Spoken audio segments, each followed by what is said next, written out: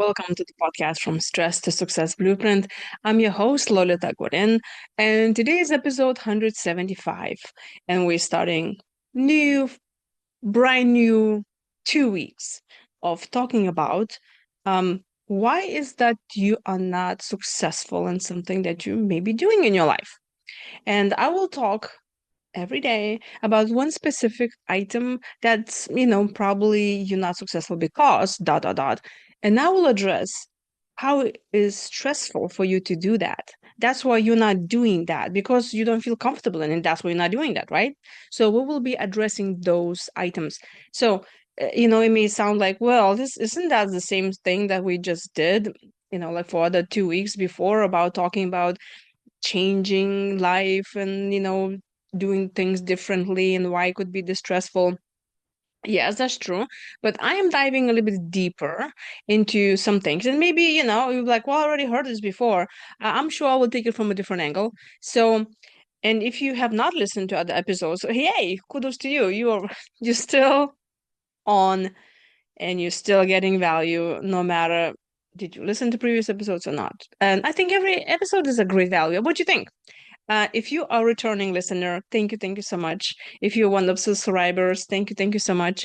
And if you're new, welcome to my channel.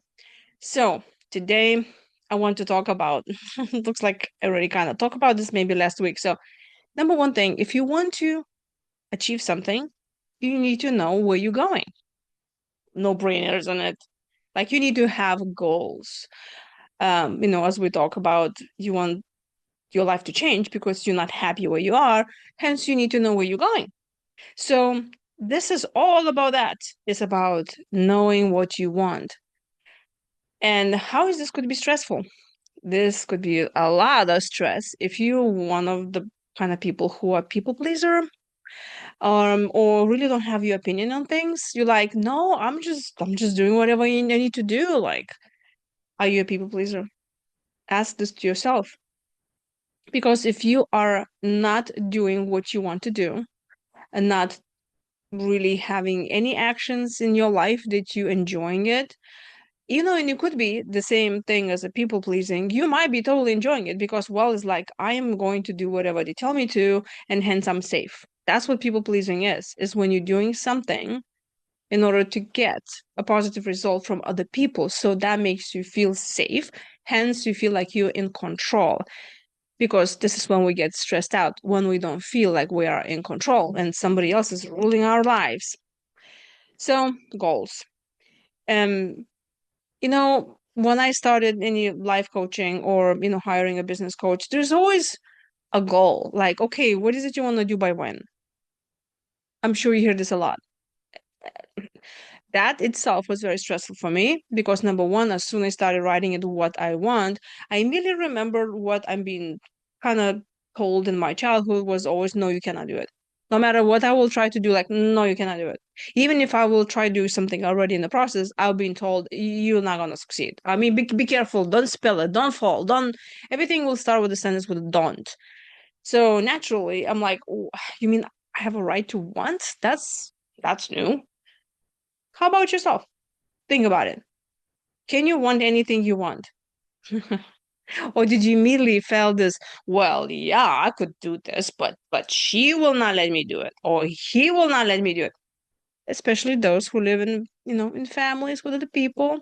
You're like, well, you tell me that I just gonna go and read a book. Well, guess what? I'm a single mother with 3 kids. I just don't no way I'm gonna find this time for myself. Yes. So it could be that there's a lot of resentment and a lot of fear of what would happen if you would have those goals. So that's a conversation with yourself asking, am I allowing really myself to want what I want? Because if you don't have a goal, how is that you're going to go there? Meaning your life is going to be exactly the same as you're right now. And if you're stressed out watching my videos, I'm assuming your life is not all wine and roses. I guess that's my new thing now. Wine and roses. And piece of chocolate maybe. And a coffee. And maybe vacation somewhere on the beach. Yeah. Anyway, you get the point. And then when you start identifying those goals, do you feel like you're afraid of it? That is another thing that we'll be talking in the next episodes. So, how is it you push through this wall? I'm sure you heard this before. They say, well, if the money would not be an issue, what you'll be doing it? And write that list. Write it, like what my life would look like.